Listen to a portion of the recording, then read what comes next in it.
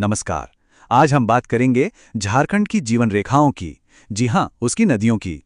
ये नदियां सिर्फ पानी का बहाव नहीं हैं, बल्कि ये निकलती हैं झारखंड के दिल से, यानी छोटा नागपुर पठार से, और पूरे राज्य को जिंदगी देती हैं। चलिए इनके इस सफर को करीब से जानते हैं। तो सबसे पहला और सबसे जरूरी सवाल, आखिर झारखंड की नदियां बहती किस तरफ हैं? क्या सब एक ही दिशा में जाती हैं या फिर कुछ और ही कहानी है? बस यही सवाल है जो हमें आज की पूरी कहानी को समझने में मदद करेगा। और इसका जवाब बड़ा दिलचस्प है। इन नदियों को समझने का सबसे अच्छा तरीका है इनके बहाव की दिशा को पकड़ना। कमाल की बात यह है कि ज्यादातर नदियां निकलती तो एक ही जगह से हैं, छोटा नागपुर पठार से, लेकिन वहां से इनके 3 अलग-अलग रास्ते बन जाते हैं। कुछ पूर्व की ओर निकल जाती हैं, कुछ उत्तर की तरफ और कुछ दक्षिण की राह पकड़ लेती हैं। और इसीलिए हम इन्हें कहते हैं झारखंड की जीवन रेखाएं। सोचिए, ये सिर्फ ज्योग्राफी का कोई चैप्टर नहीं है, ये तो उन नसों की तरह हैं जो झारखंड और उसके आसपास के इलाकों में जिंदगी, इंडस्ट्री और कल्चर को पहुंचाती हैं, उसे सींचती हैं। तो हमारी पूरी कहानी का जो सेंटर पॉइंट है वो है छोटा नागपुर का पठार। इसे नदियों का जन्मस्थान भी कह सकते हैं, क्योंकि यहीं से ज्यादातर नदियां अपनी आंखें खोलती हैं और फिर अपने अपने लंबे सफर पर निकल पड़ती हैं। तो ठीक है, अब जरा गहराई में उतरते हैं। शुरुआत करते हैं पहले ग्रुप से, यानी उन नदियों से जो पूरब और दक्षिण पूरब की तरफ बहती हैं। इस ग्रुप में 2 बड़े खिलाड़ी हैं, दामोदर और स्वर्णरेखा। दोनों का मिजाज एकदम अलग। दामोदर को देखिए, ये इंडस्ट्री की जान है, एक वर्किंग हॉर्स की तरह। वहीं स्वर्णरेखा अपनी धुन में बहती है, एकदम आजाद।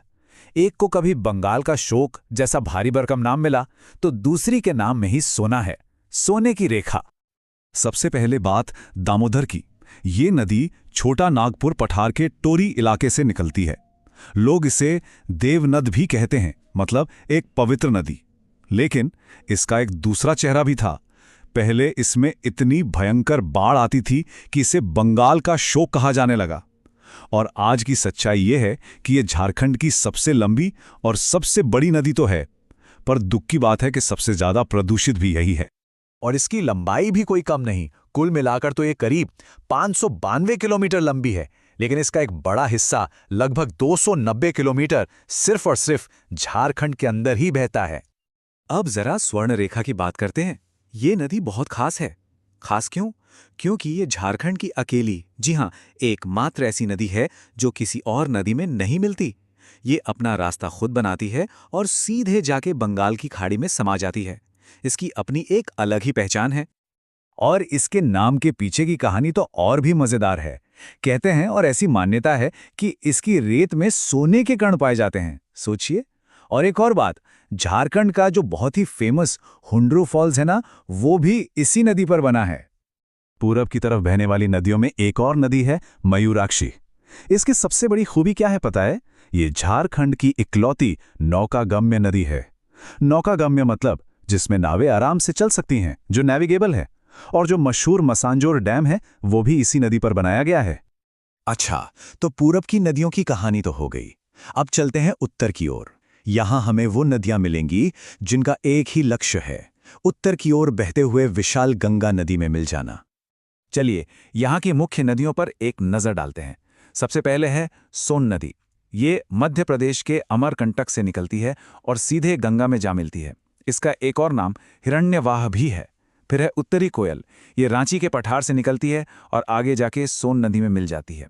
और एक और है पुनपुन, जो पलामू से अपना सफर शुरू करती है और गंगा तक पहुंचती है। इसे कीकट और बामगढ़ी भी कहते हैं। उत्तर की तरफ बहने वाली नदियों में एक नदी ऐसी है जो सबसे अलग है, थोड़ी रहस्यमयी भी। इसका नाम है फल्गु नदी। यह अपने धार्मिक महत्व की वजह से बहुत ज्यादा जानी जाती है। इसे एक बहुत ही खास नाम दिया गया है, अंतः सलिला। इसका मतलब होता है वो जो अंदर ही अंदर बहती है। और ऐसा कहते क्यों है? क्योंकि ज्यादातर समय इसका पानी रेत के नीचे नीचे बहता रहता है, ऊपर से नजर ही नहीं आता। है ना कमाल की बात? और इसी वजह से फल्गु नदी का सांस्कृतिक महत्व भी बहुत ज्यादा है। बिहार के गया में पितृपक्ष के समय इसी नदी के किनारे लोग अपने पूर्वजों की आत्मा की शांति के लिए पिंड दान करते हैं। ये एक बहुत ही पवित्र जगह मानी जाती है। तो हमने पूरब और उत्तर की नदियों को देख लिया। अब हमारे सफर का आखिरी पड़ाव है। चलिए अब उन नदियों को देखते हैं जो छोटा नागपुर पठार से निकलकर दक्षिण दिशा की ओर बहती हैं।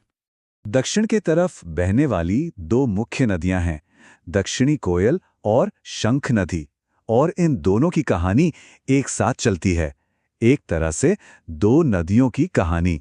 सफर अलग अलग जगह से शुरू होता है, पर मंजिल एक ही है। तो देखिए, दक्षिणी कोयल निकलती है रांची के पास नगरी से और शंख नदी का जन्म होता है गुमला के चैनपुर से। दोनों अलग अलग बहती हैं, लेकिन फिर आगे जाकर उड़ीसा में मिल जाती हैं, और जहां ये मिलती हैं वहां से एक नई नदी बन जाती है, ब्राह्मणी। और हां, शंख नदी अपने रास्ते में एक बहुत ही सुंदर सदनी घाघ वाटरफॉल भी बनाती है। तो ये थी झारखंड की नदियों की कहानी, 3 अलग अलग दिशाओं में बहती हुई। अब जब हमने इनके सफर को देख लिया है, तो ये सोचना भी जरूरी है कि इन नदियों की विरासत क्या है, और इससे भी ज्यादा जरूरी, इनका भविष्य क्या है। तो चलिए फटाफट से आज की सारी बातों को समेट लेते हैं। सबसे पहली बात, सोर्स 1 छोटा नागपुर पठार, लेकिन रास्ते 3 अलग अलग। दूसरी बात, हर नदी का अपना एक किरदार है।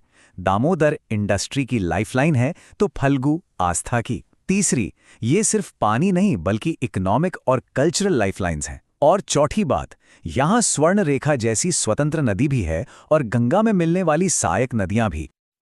और आखिर में एक सवाल जो हम सब के लिए है। एक तरफ हमें डेवलपमेंट चाहिए, विकास चाहिए, और दूसरी तरफ बढ़ता हुआ प्रदूषण एक बहुत बड़ा खतरा है। तो इस विकास और प्रदूषण के बीच वो संतुलन कैसे बनाया जाए? हम सब मिलकर इन जीवन रेखाओं को आने वाली पीढ़ियों के लिए कैसे बचा सकते हैं? सोचने वाली बात है।